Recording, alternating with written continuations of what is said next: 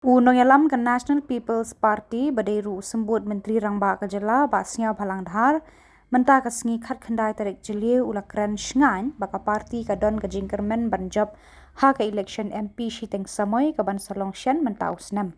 Ya kani udah penpau haba Kren bat kilal pathai Khubor hadian ka jingelang bat kinong kitkam joka parti kumshi benta ban budin ya ka rukam terikam jongki naga benta kani ka election. Meeting kumba khat sandili gini ke nearby constituency Meghalaya plan ni strategic but policy trekam basautan ba nagaleng juga komoditi siam ya kejo por bayalam ni party borok ki party workers jong kilanong very active in all fields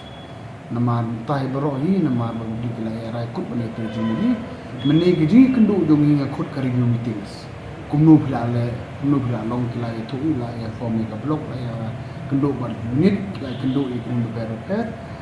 kejing community mengi madahani election ba no doubt we will win this by election